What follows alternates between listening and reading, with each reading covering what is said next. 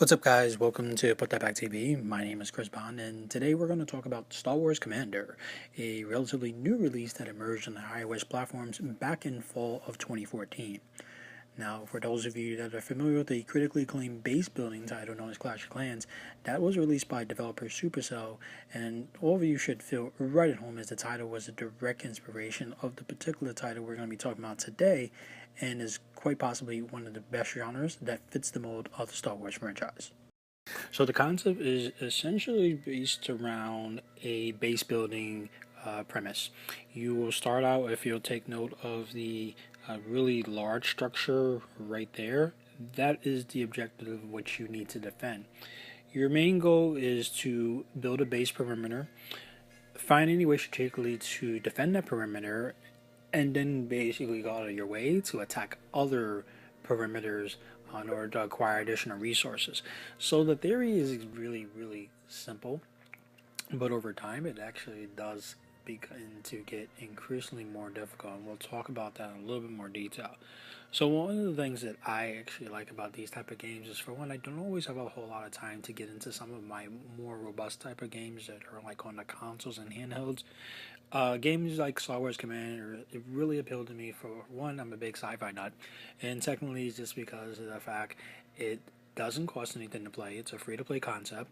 However, it is really cool just to go in there, focus on just attacking other structures and seeing how well you do with other people. And as of recent, I actually have not been doing too well since I've been made progression to I think I'm at level 6.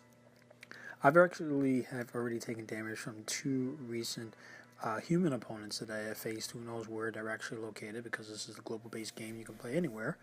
But over a period of time, I have had a relative amount of success, not only defending my territory, but also just getting rushed down by other people. So the cool thing is that there is no real wrong way to play, other than the fact that you will probably take damage depending on how bad you fortify the thing. But it doesn't necessarily mean that you're a bad player. It may just mean that you are very well. It could just be overwhelmed by someone that has a much higher level than you. So it's not something that you should be getting overly stressed out about. The game is free to play. It's very easy to play, and it's supposed to be fun to play. So just go out there and grind it out.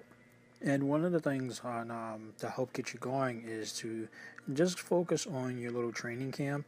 So you notice right there in the barracks, you can go ahead and you can train up your whole infantry. And since I'm around like level 6 and level 7, I have a variety of different soldiers I can use. I have about at least 3 different barracks. So this section right here is just to show you right here, scale right through some of the options you have. This is the Rebel Soldier. So this is the equivalent of like the Barbarians. For those of you that actually play Clash of Clans, you can pack these guys up in numbers and just go in there into the perimeter and just kind of do your thing. And in most instances, you'll actually have a lot of success. But then you'll have like your equivalent of what's supposed to be like the Giants, which is the Bantha Rider. And you have your Medic Droid, who's responsible for healing. And your Rebel Sharpshooters. These are essentially these guys. I guess you would consider them like the archers, like in Clash of Clans, which are actually my favorite. And then you have other people that are really good for flying around, and you'll note that they have a variety of different characters that you can actually use that are all based in Star Wars mythos, which is really nice.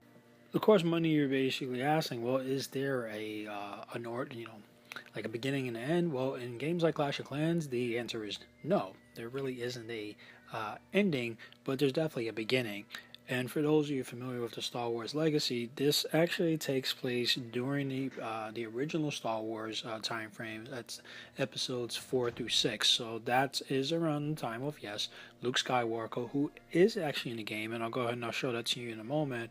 But right here in this area is primarily where you're going to be getting most of your campaign action. So right here in the left hand corner, you'll notice it says attack arrival, and that's where you'll go ahead and you engage other human opponents that can be located like anywhere around the world, like I said earlier, or it could be very well right up the block or right next door to you.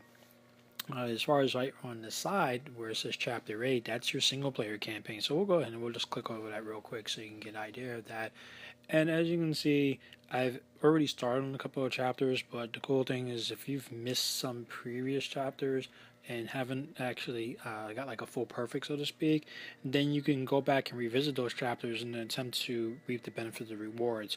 And the rewards are essentially these little crystals that basically would help you. They're located right here.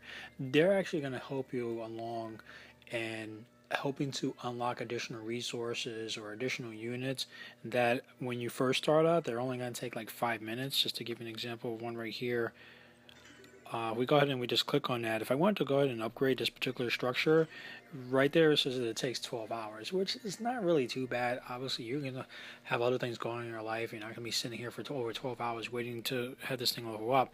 But some people are not really about that life, and most people actually have really thick pockets, so they're willing to just go ahead and, you know, I'm not going to say they're cheating, but they'll just hope to advance their progression along by just clicking right there in instant, and there you go. You can just level up that structure.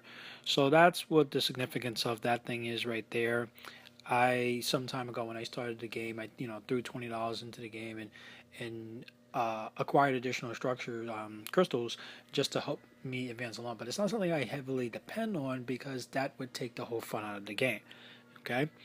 So just to point out some of the other things here, you notice there's a whole lot of detail in this game, which is one of the things that really appeals to me, along with the sound effects that I'll show you in a moment.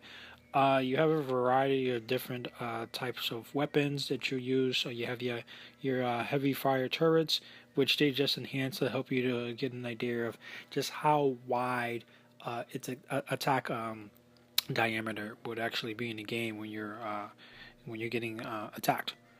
Then basically you have these other things there, which I just clicked on. You have your shield generators. These actually will help to defend your structures. That's the name of what the shield does. So big shout outs there to the fan service of having the shield generators there. And then up here is your hero command. And this is actually where you're going to see some of the iconic characters. Like I mentioned, there's Han Solo. There's Chewie right there. Whoops. Let's go back there again. So these are actually all the characters, and I just went ahead and got them set up for training. But you have, Chewie's in there. Of course, they got Princess Leia, R2-D2, and the man who brings balance to the Force, Luke Skywalker himself. He didn't actually become accessible until recent. One of the things that I like that Lucasfilm has been doing is they've really been taking into account a lot of feedback from the forums and just working just to tweak the game and just create more incentives to keep people actually playing. So one of the things I noticed they recently did is they also introduced these structures right here, which are the traps. And the traps are something that is a nice little homage also to Clash of Clans because everybody just seems to be copying from each other these days. And the traps is just designed exactly like it says, is that if you trip over that perimeter, and then you're going to get hit with a volley of attacks from like X-Wing fighters and Y-Wings, all of those guys are actually thrown in there. And speaking of ships and such, there's a lot of diversity in the game. Just to go back over here into the barracks, there are just so many different vessels and different characters from the Star Wars time frame that you can actually interact with that just makes it that much more fun to play, So one of the things that I really liked about the game, aside from actually all these characters, is the sound effects. So we go ahead and just like check out one of the battles here. We're just gonna go right into like one of the little multiplayer modes. You can see actually right there it shows like Tatooine.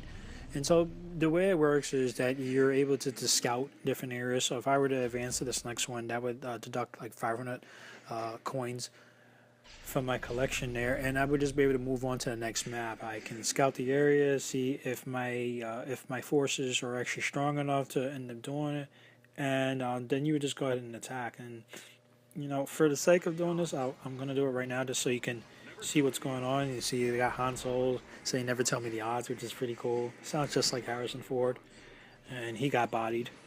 And then I got my little drone.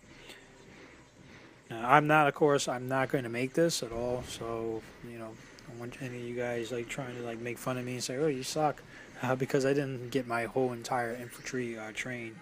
But it's just to give you an idea what some of the sound effects are and just a level of detail. Clearly, I didn't make that. That's why it says defeat. GG's to me. But that's essentially what Star Wars Commander is. So there's not really a whole ton of depth, but there definitely is a layer of strategy. There are certain strategies that initially that you able to throw out there as far as dealing with the different forces, and in the same respect, like the Clash of Clans, you're able to choose how big you want your forces to be, whether you want to actually load them all up with like little foot soldiers, or you just want to go in there and start to load up with some of the more heavier infantry. The cool thing that actually distinguishes um, Star Wars Commander from Clash of Clans is the fact that you can pick a side. So for those of you that really prefer to, play as like the Rebel Alliance, go ahead. You can go ahead and you can do that. But the other great thing is that you can basically play as the Empire. So when the game first starts out, they go through a little story mode just to go back here and just show you one of the chapters. And I'll just show you that real quick. Well, no, I can't because I haven't built it up. So you guys won't be able to see that for right now. But if it were an area, let's just see if I can find one of the other chapters where I actually have to defend. I've done so many missions that it's kind of hard to actually find one where I did have a defense mission. I don't think any of these are actually going to allow me to do that. But I just wanted to just give you an idea of just the level of production values they put into this game. Like, it's really, really detailed. You see they actually have the character right there, little Jawas and whatnot. The story is actually very, very compelling. It's pretty deep. The voice acting is solid, and it's just a really, really, really good game for something that for base building is quite impressive. So right here, this is just supposed to be the challenge mission where I just go there and I would attack these structures. I would attack a unit and just see how I do, and that's pretty much it. But it is a great game to play. It's very simple to play, and most importantly, it's very fun to play. So if you've been looking for something new to pick up for your iPhone or your iPad, this is definitely a really cool game to actually check out. My only complaint is that basically I do wish that they would just make a better level editor.